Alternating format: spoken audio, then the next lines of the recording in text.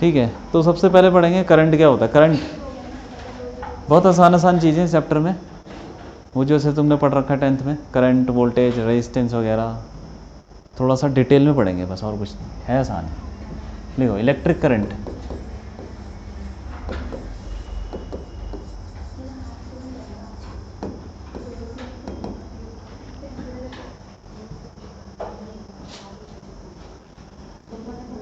Electric current क्या हुआ, it is defined as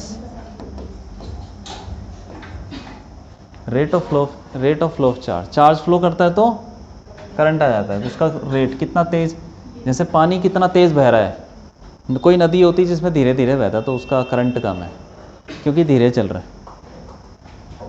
और जिसमें तेज़ चल रहा हो पानी और पानी भी ज़्यादा हो तो उसमें करंट ज़्यादा होता है। Defined as the rate of flow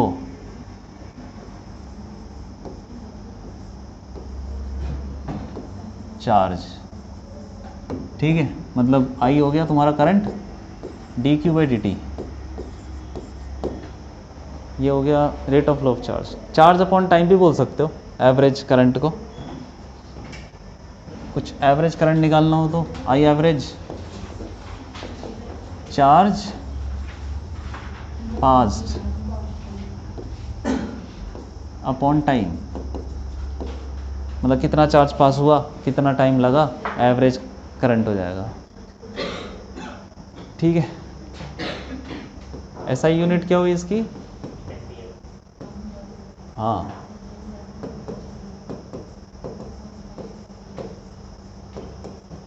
ऐसे डिनोट करते हैं। और ये कैसी क्वांटिटी है, इट इज़ अ स्केलर, यहाँ पर स्केलर है। करंट ऐसी चीज़ है जो स्केलर भी हो सकता है, वेक्टर भी हो सकता है। ठीक है, दोनों चीज़ें हो सकती हैं। तीसरी एक और क्वांटिटी हमने मतलब पढ़ी तो नहीं है, लेकिन तुम बाद में पढ़ लोगे, टेंसर होती है, तो वो भी हो सकता है। ठीक है, कुल मिला के ऐसी कुछ चीज़ें होती हैं जो कभी स्केलर कभी वेक्टर की तरह बिहेव करती हैं। बाद में पढ़े, मैग्नेटिक फील्ड निकालेंगे तो करंट बन जाएगा वेक्टर। ठीक है, एक्चुअली में टेंसर है ये, तो टेंसर के भी ऑर्डर होते हैं। मैट्रिक्स पढ़ी, मैट्रिक्स, तो उसमें कितने कॉलम रोज होते हैं, बहुत सारे हो सकते हैं ऐसे, तो इतने सारे करंट हो सकते हैं। इस तरीके का करंट होता है जिसको हम मैट्रिक्स फॉर्म में डिनोट करते हैं। हाँ, वो तुम बाद में पढ़ोगे, इन सब में अभी घुसने की ज़रूरत नहीं है। फिलहाल इसको मानो कि स्केलर है, करंट इज अ स्केलर। ठीक है, चलो आ जाओ, आगे बढ़ते हैं। Drift speed,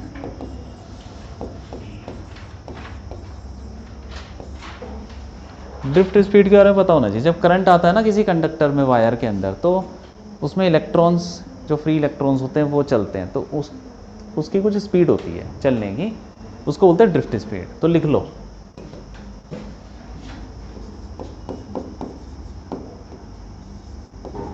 it is defined as that speed of free electrons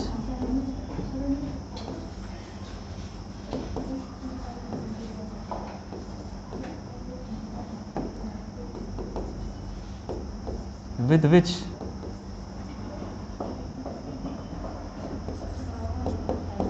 it drifts when a potential difference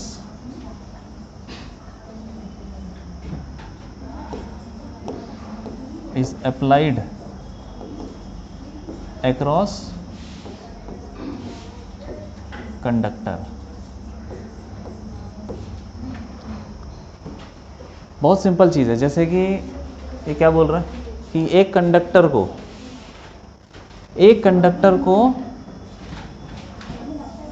कोई कंडक्टर मान लो, एक कंडक्टर मान लो, सिलेंडर, इस पे हमने पोटेंशियल डिफरेंस लगाया। कैसे लगाते हैं पोटेंशियल डिफरेंस, बैटरी लगा दो, सबसे सिंपल यही है, बैटरी लगा दिया। पोटेंशियल डिफरेंस आ गया। तो पोटेंशियल डिफरेंस के आने से क्या होगा कि जो अंदर, हाँ, कंडक्टर में क्या होता है, फ्री इलेक्ट्रॉन्स। तो फ्री इलेक्ट्रॉन्स पे क्या होने अच्छा ये बताओ, पोटेंशियल डिफरेंस के लगाने से क्या हो जाएगा? पोटेंशियल डिफरेंस लगा दिया, क्या हो जाएगा उससे? ये मान लो, क्यों करेंगे, क्यों लगेगा फोर्स? पोटेंशियल से फोर्स लगता है, क्यों करेंगे हैं? बताओ, बोलो जल्दी बोलो। पोटेंशियल डिफरेंस आ गया, उससे क्या हो जाएगा?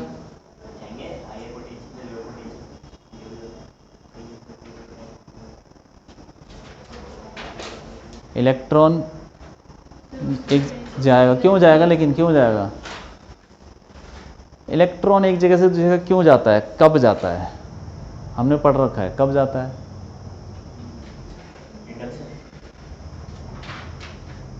इंडक्शन नहीं है, बताओ। इलेक्ट्रॉन,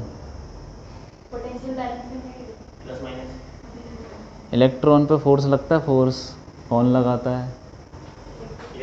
इलेक्ट्रिक फील्ड लगाती है। तो उसकी वजह से यहाँ पे क्या इलेक्ट्रिक फील्ड होगी? कंडक्टर के अंदर इलेक्ट्रिक फील्ड होती है? नहीं होती, इलेक्ट्रोस्टैटिक्स में।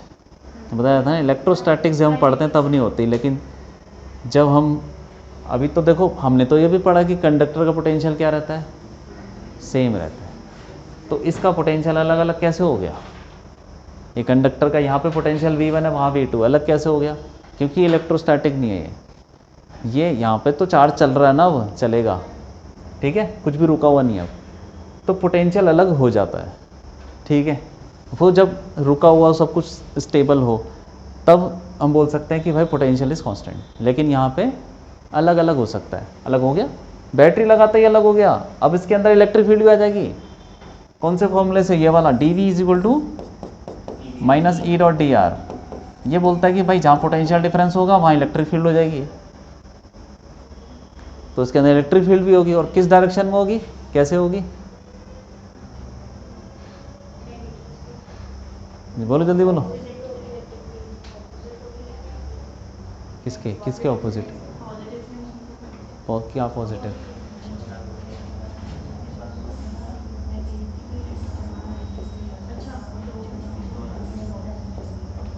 अरे इलेक्ट्रिक फील्ड क्या बताया था, क्या बताया था तुमको सेकंड चैप्टर में?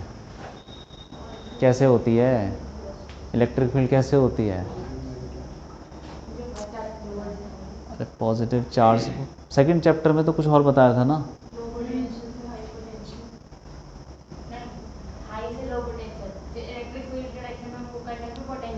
बस यही, हाँ यही है। देखो पोटेंशियल ये कम नहीं है क्या, ये लो पोटेंशियल से जोड़ रखा है, कम है ना ये, और ये ज़्यादा है, तो ज़्यादा इलेक्ट्रिक फील्ड ऐसे ही होगी कि उस डायरेक्शन में पोटेंशियल घट जाएगा।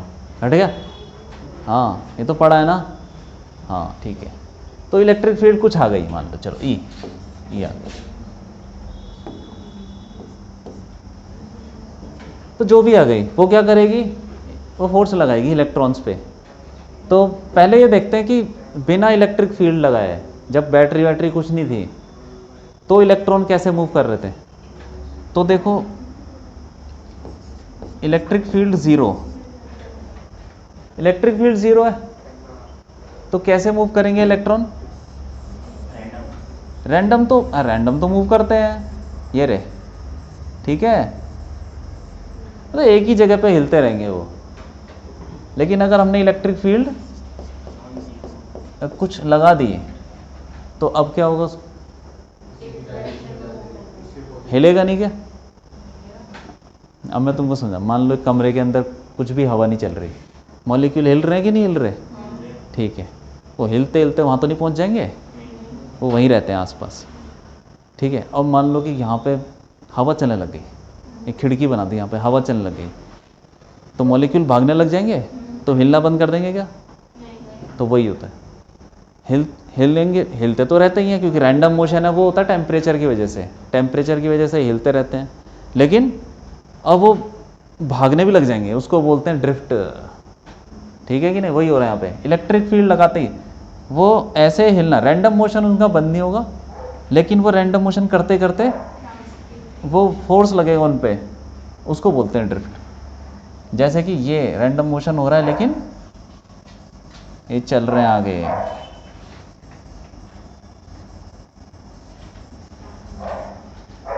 रैंडम मोशन होते होते वो भाग रहे हैं इधर को, क्योंकि उनको फोर्स लग रहा है। तो ये हो क्या रहा है, यहाँ से वहाँ गया, किसी से टकराया होगा, फिर टकरा के इतनी देर में उधर खिसक गया होगा, फिर टकरा के कहीं और निकला होगा, उतनी देर में थोड़ा आगे खिसक गया होगा। तो ऐसे धीरे धीरे करके, तो इतना रैंडम मोशन नहीं पकड़ते, एक मोशन पकड़ते हैं, एक मतलब दो कोलिजन के बीच में। सपोज ये मोशन है, ये है जब इलेक्ट्रिक फील्ड ज़ीरो थी तो ऐसे जाता वो, ठीक है। अब इलेक्ट्रिक फील्ड लगाने पे कैसे जाएगा, थोड़ा इधर भाग जाएगा, ये इधर को जाना था उसको, मतलब विदाउट इलेक्ट्रिक फील्ड। अब इलेक्ट्रिक फील्ड लगाने से क्या होगा ना, वो जैसे कि मान लो बैडमिंटन खेल रहे हैं, ठीक है, हवा नहीं चल रही तो सीधी जाती है, हवा चलने लग जाएगी तो तुम मारोगे तो सीधी तो जाएगी, लेकिन थोड़ी टेढ़ी हो जाएगी ना, ऐसे करके। तो वही हो गया, थोड़ा सा अपने रास्ते को वो भटक जाएगी, ऐसे करके ऐसे चल। तो इसी को बोलते हैं ड्रिफ्ट, क्योंकि एक्चुअल में यहाँ पे जाना था विदाउट इलेक्ट्रिक फील्ड, अब यहाँ पहुँच गया वो, ये है ड्रिफ्ट। और ये सबके साथ हो रहा है, यही हो रहा है, देखो थोड़ा थोड़ा टकरा के आगे खिसक, सारे इलेक्ट्रॉन ऐसे ही जाएंगे। उसी ड्रिफ्ट की वजह से क्या आएगा, करंट आएगा। यहाँ पे देखो एक इलेक्ट्रॉन चल रहा है, लेकिन इसके चलने से भी करंट आता है, लेकिन ऐसे तो सारे इलेक्ट्रॉन चल रहे हैं, कोई इधर भाग रहा है, कोई उधर भाग रहा है, तो नेट क्या हो जाएगा, रैंडम मोशन में नेट क्या होगा, ज़ीरो ही होगा। तो फिर जब अगर कंडक्टर सिर्फ रखा हुआ है तो उसमें एक इलेक्ट्रॉन इधर जा रहा है, एक इधर जा रहा है, तो ऐसे करके नेट वेलोसिटी कह लो तुम, उसकी ज़ीरो हो गई, नेट करंट भी ज़ीरो हो गया। लेकिन जब तुमने क्या कर दिया, इलेक्ट्रिक फील्ड लगा दी, सारे इलेक्ट्रॉन ऐसे ऐसे करके जाएंगे, हिलते रहेंगे, लेकिन इधर को जाते रहेंगे, ऐसे ऐसे करके जाते रहेंगे। तो वही है चार्ज जो फ्लो कर रहा है, उसकी वजह से करंट आएगा। ठीक है, समझ में आया ड्रिफ्ट क्यों, यही निकालना है हमको, यही ड्रिफ्ट वेलोसिटी है, कितने टाइम में ये इधर गया और कितना डिस्टेंस चला, वो डिस्टेंस अपॉन टाइम करके ड्रिफ्ट स्पीड निकाल लेते हैं। चलो निकाल लेते हैं फिर, है ना। ये लिख लो इसको, यहाँ पे नहीं कर पाऊंगा, लिख लो, बनाओ, सब बनाओ, क्योंकि ये भी पूछा जाता है। एक क्वेश्चन मतलब ऐसे आता है कि जब करंट फ्लो करता है किसी तार में, तो क्या उनका रैंडम मोशन ख़त्म हो जाता है, नहीं होता, वो हिलते हिलते आगे बढ़ते हैं। ऐसे क्वेश्चन आ रखे हैं, ठीक है। सारी चीज़ें बनाओ,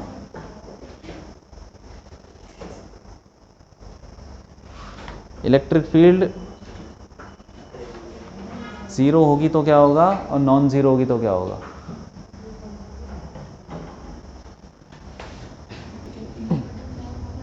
अरे हो गया, लिख लिया।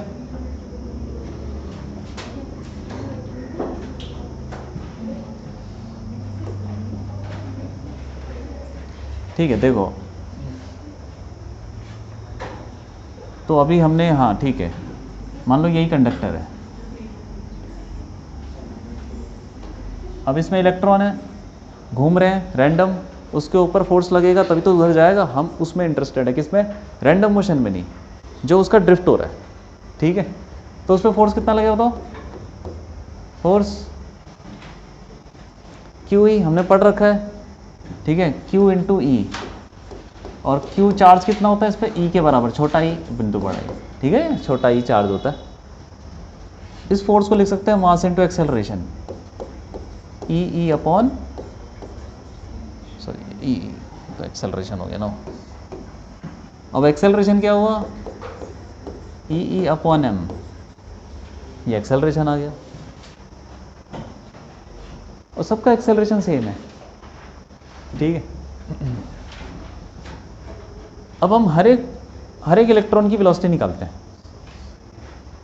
v1 वो लगा, एक्सेलरेशन कांस्टेंट है ना, देखो कांस्टेंट है ना, सब कुछ कांस्टेंट है, देखो mass, charge, electric field constant. तो कितना हो जाएगा, v1 is equal to u1 plus A T, A की जगह वो रख दूँ, ये रख देता हूँ ना, चलो बाद में रख देंगे, ए तो कांस्टेंट है ना, इंटू T1। ये किस पे लगा ये इक्वेशन? हमने बस एक छोटा रैंडम मोशन का एक छोटा सा पार्ट लिया है, ठीक है, सबका। क्योंकि ऐसे इमेजिन करो कि अभी कंडक्टर को देख रहे हैं हम, तो इस पॉइंट पे इलेक्ट्रॉन होंगे बहुत सारे, ठीक है, तो हर एक का मोशन होगा, कोई यहाँ से वहाँ जा रहा होगा, यहाँ से वहाँ जा रहा होगा, कोई टकरा के जा रहा होगा, तो एक बहुत छोटे टाइम के लिए हमने उसका मोशन लिया है। ऐसे नहीं कि 2-4 बार टकरा, एक बार टकराने हैं। क्या समझे? देखो यहाँ से इलेक्ट्रॉन गया, फिर टकरा के ऐसे गया, फिर ऐसे गया, ऐसे गया, ये हो क्या रहा है? यहाँ से निकला, यहाँ से उसका पाथ चेंज हो गया। कैसे हो गया? टकरा गया होगा ना, और फिर यहाँ से दोबारा से पाथ चेंज हो गया, यहाँ भी टकरा गया होगा, फिर वहाँ भी टकरा गया होगा, तो जहाँ जहाँ पाथ चेंज हो रहा है टकरा रहा है। तो हम दो टकराने के बीच में मोशन ले रहे हैं, ठीक है। मान लो कि ये दो टकराने के बीच में मोशन, सारे इलेक्ट्रॉन का ऐसा ही है, दो टकराने के बीच में, मतलब ये टाइम कौन सा है? Time between two consecutive collisions. हाँ ठीक है। अब दूसरे इलेक्ट्रॉन के लिए लिखो U2 प्लस AT2, ऐसे लिखते जाओ। मान लो कि कितने इलेक्ट्रॉन होंगे, कुछ होंगे करोड़ों लाखों जो भी होंगे, n ले लो, n electrons, UN plus ATN, इन सबको ऐड कर दो, सबको ऐड कर दो, ठीक है। ऐड करने को समेशन लिख सकते हैं, समेशन जानते हो ना, ये वाला VI,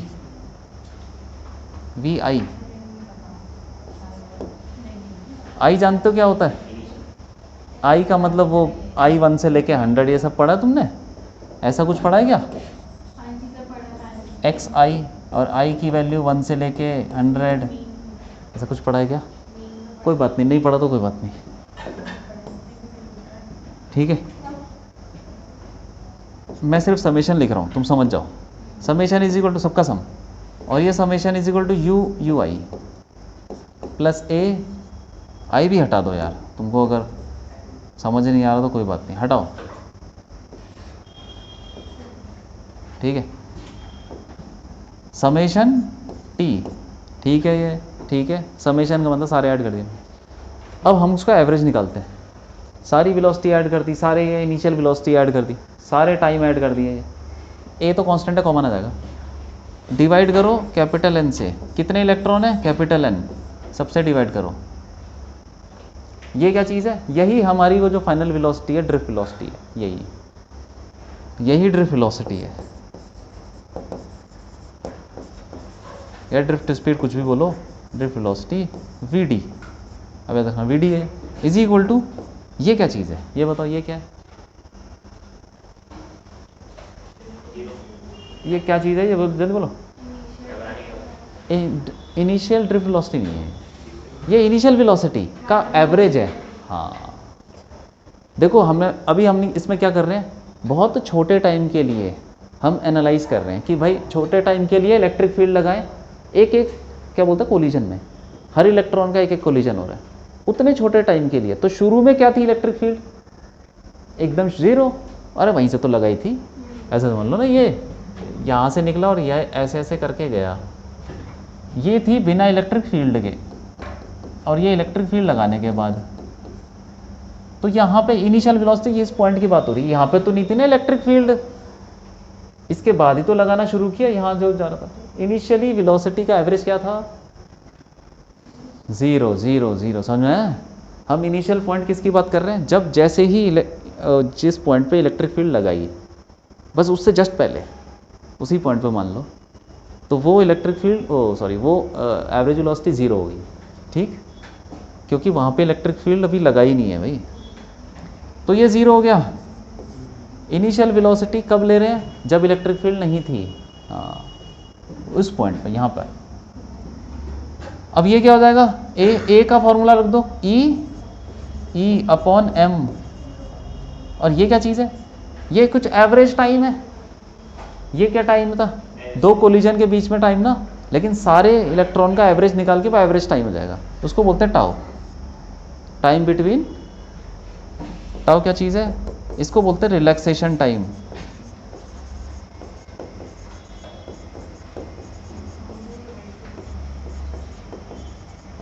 टाइम बिटवीन टू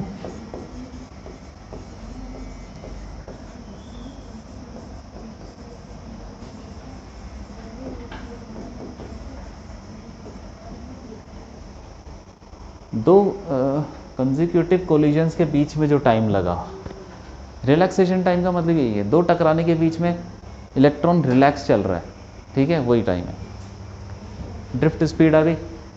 तो देखो ई और एम तो कांस्टेंट है, इलेक्ट्रिक फील्ड तो बाहर से लगा रहे हैं, वो तो हम जैसे चेंज कर देंगे तो बाहर से चेंज हो जाएगा। ये टाउ जो है, टाउ है मटेरियल की प्रॉपर्टी, उसके अंदर कितने इलेक्ट्रॉन हैं, कैसे हैं, कैसी उसकी पैकिंग है, वो सब वगैरह वगैरह।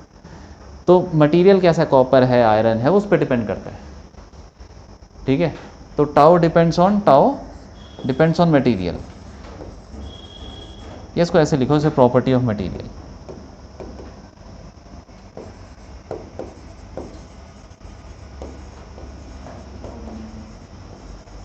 तुम्हें ये पता होना चाहिए कौन कौन सी प्रॉपर्टी है। जैसे डेंसिटी क्या होती है भाई?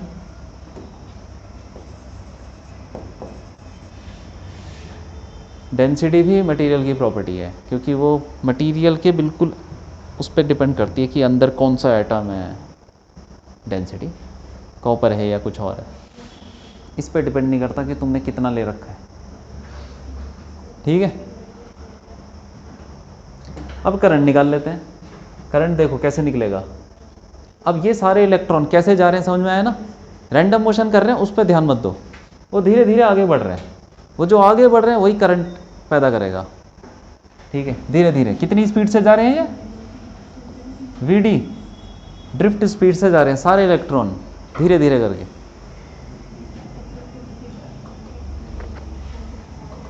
ठीक है। अब ये मानो इधर कि ये यहाँ पे मानो इलेक्ट्रॉन है बहुत सारे, तो बैटरी लगाई रखी है, उसमें बैटरी लगा रखी है। तो इमेजिन करो कि यहाँ पे इलेक्ट्रॉन है, वो स्टार्ट अभी यहाँ से लेते हैं कि यहाँ से इलेक्ट्रॉन चालू हुए, धीरे धीरे आगे बढ़ रहे हैं।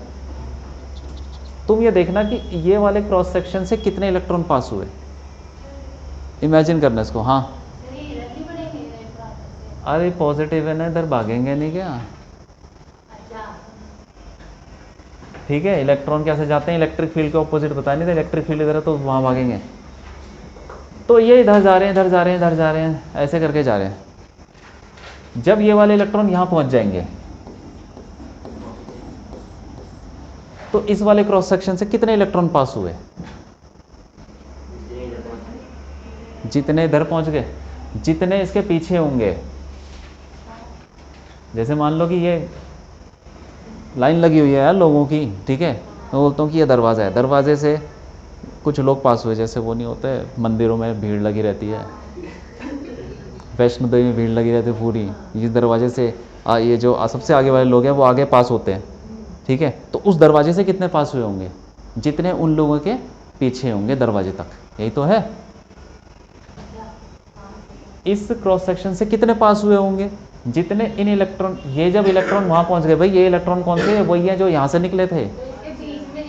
हाँ, तो इन इलेक्ट्रॉन्स के पीछे जितने इलेक्ट्रॉन्स हैं यहाँ तक, वो सारे पास हो चुके हैं इस वाले से, क्योंकि भर चुके होंगे ना इसमें। देखो इलेक्ट्रॉन, अरे भर गए होंगे इसमें यार, ये सारे इलेक्ट्रॉन के पीछे तो पास हुए होंगे।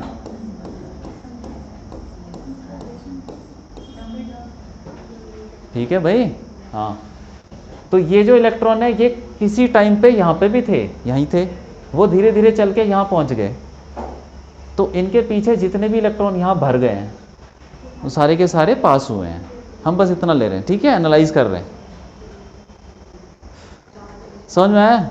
तो ये इलेक्ट्रॉन कैसे निकालेंगे भाई? कैसे निकालेंगे सारे इलेक्ट्रॉन जितने पास हुए हैं यहाँ से? उसके लिए एक चीज़ डिफाइन करते हैं, number of electrons, free electrons.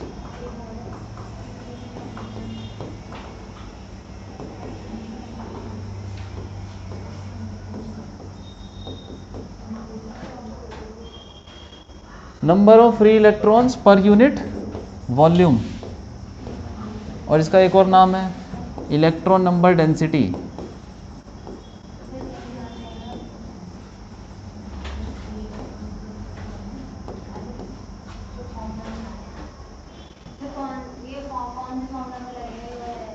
ये एक चीज़ डिफाइन की है, ये डेंसिटी डिफाइन की है, नंबर डेंसिटी। नहीं नहीं कुछ नहीं, कोई हेडिंग नहीं है, चलता जा रहा है ये। ड्रिफ्ट स्पीड का फॉर्मूला ये है, इसकी डेरिवेशन हो गई, उसके बाद हम करंट निकाल रहे हैं। ठीक है, तुमसे अगर ड्रिफ्ट स्पीड की डेरिवेशन पूछेंगे यहाँ पर ख़त्म कर देना, करंट की पूछेंगे तो यहाँ ख़त्म करना, अभी हम करंट निकाल रहे हैं। ठीक है, कभी कभी दोनों की पूछ लेता है तो पूरा करना पड़ता है। तो एक चीज़ हमने डिफाइन की है नंबर डेंसिटी। ये क्यों डिफाइन की? क्योंकि ना हर मटेरियल की नंबर डेंसिटी अलग होती है। कॉपर में देखोगे पर यूनिट वॉल्यूम कुछ तुमको फ्री इलेक्ट्रॉन्स मिलेंगे, आयरन में देखोगे अलग मिलेंगे, तो उससे डिफाइन करेंगे। तो ये n इज इक्वल टू क्या बोल रही है, number of electrons per unit volume है। तो नंबर ऑफ इलेक्ट्रॉन्स हमने लिए थे ना n, total number of electron जो लिए थे इसमें, यही तो है टोटल नंबर ऑफ इलेक्ट्रॉन्स इस सिलेंडर में जितने भर गए हैं, अपॉन वॉल्यूम कितना है इसका, इसका एरिया ले लो a, इसकी लेंथ ले लो l, ले लो। ठीक है, कितना वॉल्यूम हो गया, AL, एरिया इंटू लेंथ, यही होता है वॉल्यूम, AL। ठीक है, तो नंबर ऑफ फ्री इलेक्ट्रॉन्स आ गए तुम्हारे पास NaL, NaL आ गया। कितने इलेक्ट्रॉन पास हुए वहां से, ये इतने पास हुए। और कितना चार्ज पास हुआ, अब बताओ कितना चार्ज पास होगा, हाँ बस इंटू ई कर दो, एक इलेक्ट्रॉन पे चार्ज ई है, और कितने इलेक्ट्रॉन पास हुए, इतने सारे, तो ई से मल्टीप्लाई कर देंगे तो टोटल चार्ज आ जाएगा। तो चार्ज पास्ड क्यू ले लो, कितना हो गया n इंटू ई, मतलब छोटा n ALE, ये चार्ज पास हुआ। और टाइम कितना लगा, अब सोचो टाइम कितना लगा ये पास होने में, ये सारा चार्ज पास होने में कितना टाइम लगा, जितना टाइम इन इलेक्ट्रॉन्स को वहां तक पहुंचने में लगा, है ना। अब वो इलेक्ट्रॉन यहां तक पहुंचने में कितना टाइम लगेगा,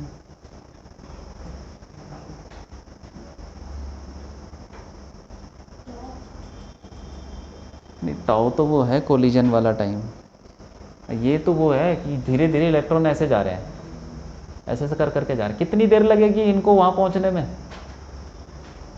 कितनी स्पीड से जा रहे हैं ये, बस तो टाइम नहीं निकल जाएगा, हैं?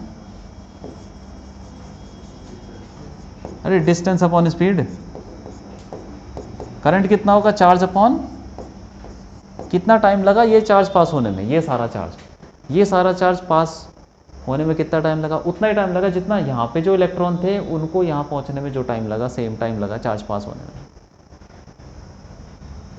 तो चार्ज कितना हो गया NaLe अपॉन टाइम कितना लगा भाई, time is equal to distance upon speed, कितना डिस्टेंस चले इलेक्ट्रॉन L, और कितनी स्पीड से चले Vd, L कट गया, Vd ऊपर चला गया, NeaVd,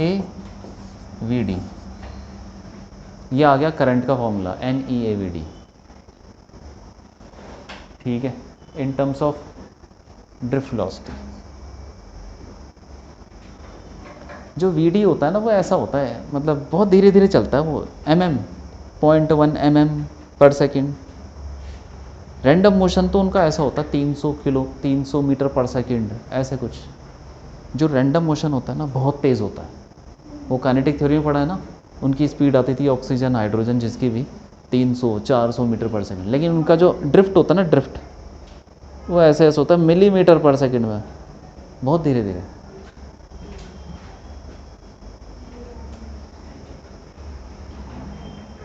करंट आ गया, अब इसको हम थोड़ा और बना सकते हैं, लिख लो उसको, लिख लिया, लिख लो।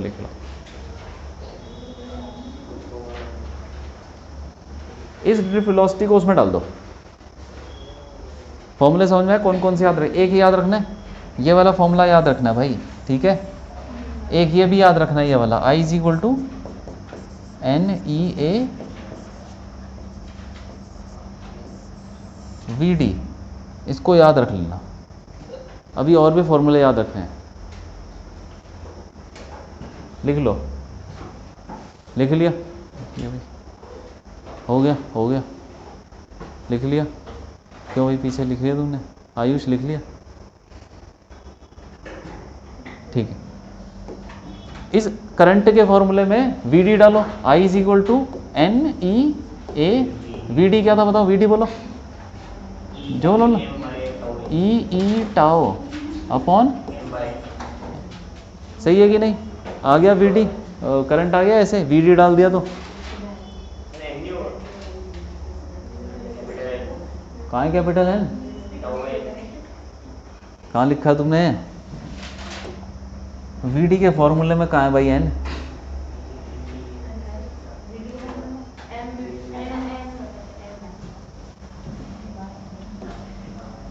ठीक है, ये आ गया। इसको ऐसे लिखो, I इज इक्वल टू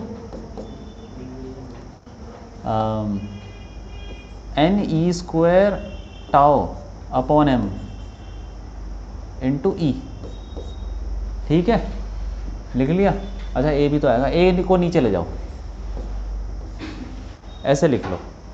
ऐसे क्यों लिख रहे हैं मैं बताता हूँ। एक और चीज़ डिफाइन करते हैं, उसको बोलते हैं करंट डेंसिटी। करंट डेंसिटी क्या होती है? J। और उसको डिफाइन कैसे करते हैं? Current per unit area, current upon area. सही फॉर्मूला उसका ये है, J dot A। Actual formula ये है। करंट को हम डिफाइन करते हैं J डॉट A से, लेकिन उसको बोल सकते हैं कि करंट पर यूनिट, यहाँ की कोई स्केलर है ना, J डॉट A। तो ये हो गया J, ठीक है कि नहीं? और एक और चीज़ डिफाइन करते हैं, उसको बोलते हैं रेजिस्टिविटी। ये तुमने पढ़ा होगा, रेजिस्टिविटी, रो। ये वही रेजिस्टेंस की तरह है जो कि अपोज करती है करंट को।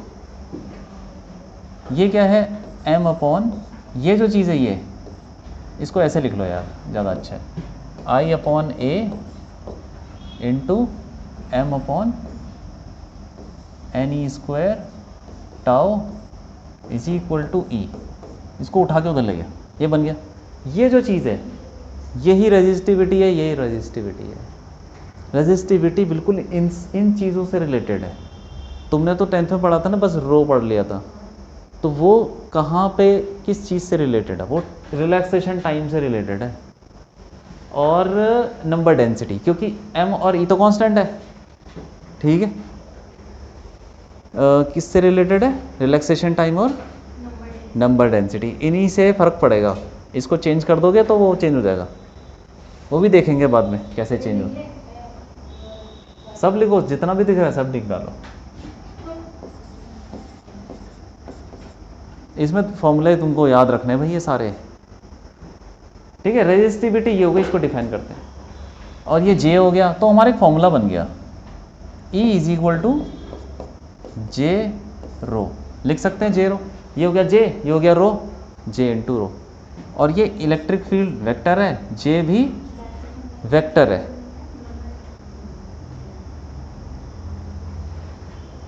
इसको बोलते हैं ओम्स लॉ। ये ओम्स लॉ है, वेक्टर फॉर्म।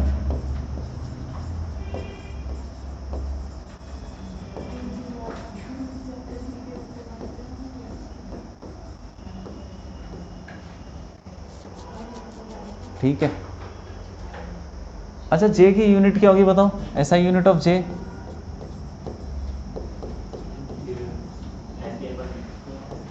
हाँ, एम्पियर पर मीटर स्क्वायर यार। और ये वेक्टर है, इट इज़ अ वेक्टर।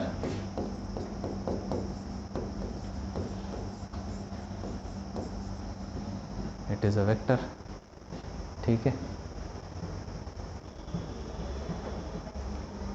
रो की यूनिट क्या होती है?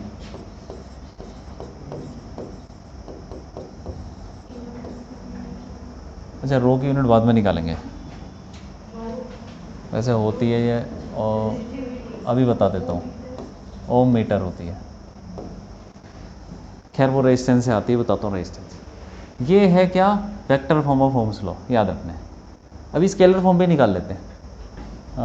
कैसे निकालें, इसको यूज़ करो।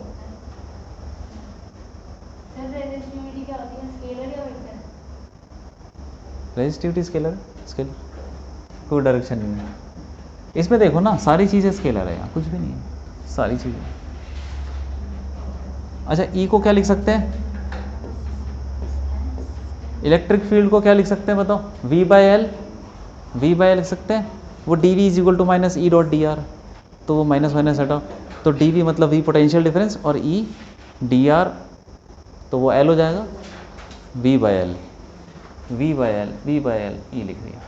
और जे को लिख सकते हैं I बाई ए, क्यों, और ये रो हो गया, तो V is equal to I rho L by A.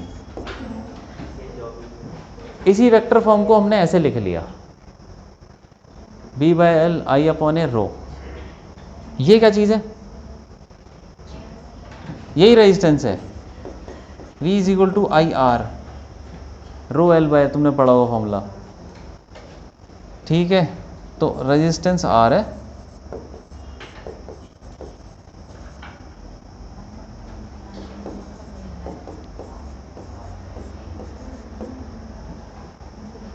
L क्या चीज़ है बोलो, L बताओ,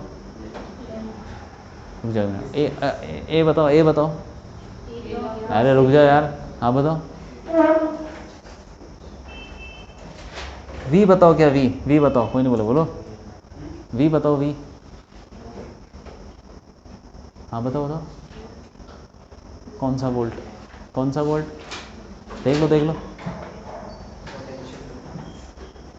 हाँ किसके अक्रॉस, हाँ बताओ बताओ,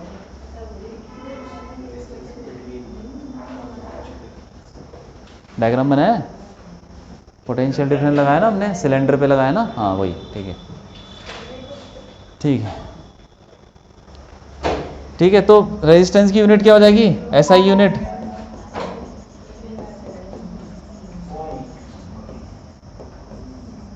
और यहीं से निकाला हमने रेजिस्टिविटी की यूनिट निकाली ओम। ये metre, metre square, 1 metre cut गया, उधर चला गया ओम मीटर, ठीक है, लिख लो सब कुछ। ये सब डेरिवेशन का ही पार्ट है, रेजिस्टिविटी ये सब निकालना, ठीक है। एक और चीज़ इसमें होता है कंडक्टिविटी,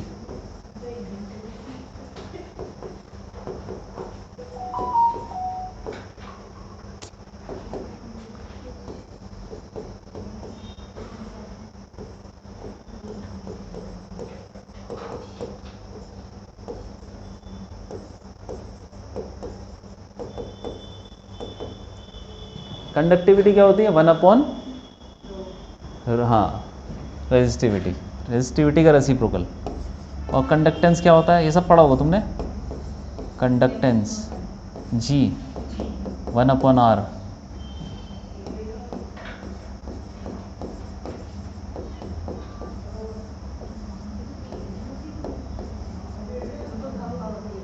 ठीक है।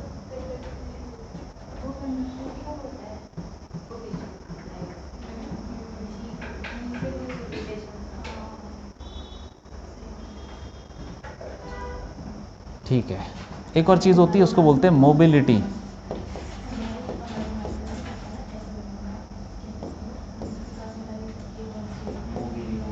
मोबिलिटी को ऐसे डिफाइन करते हैं,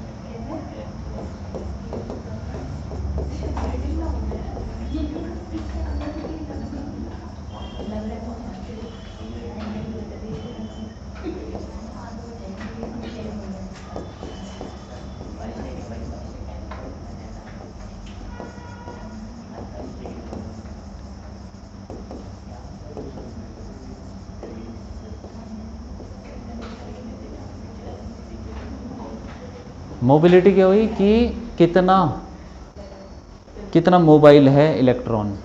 जैसे मान लो भीड़ बहुत है, ठीक है, तो वहाँ पे तुम ज़्यादा चल नहीं सकते, तुम हिल नहीं पाओगे ज़्यादा, जैसे होता है ना मेट्रो स्टेशन खाली पड़ा है तो तुम आराम से घूमने लग जाते हो, तो तुम्हारी मोबिलिटी ज़्यादा हो गई। और भीड़ ज़्यादा हो तो तुम फिर घूम नहीं पाते, तो मोबिलिटी कम हो गई। वैसी मोबिलिटी डिफाइन करते हैं ऐसे। तो म्यू कितना हो जाएगा, drift speed V D upon electric field, उसका फॉर्मूला डालो। ड्रिफ्ट स्पीड का फॉर्मूला बताओ, ड्रिफ्ट स्पीड का फॉर्मूला बता दो, देख के बताओ।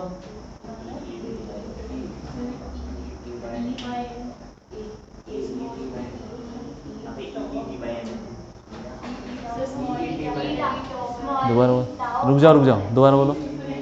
ई टाउ अपॉन टाउ, बताओ क्या होता है मतलब।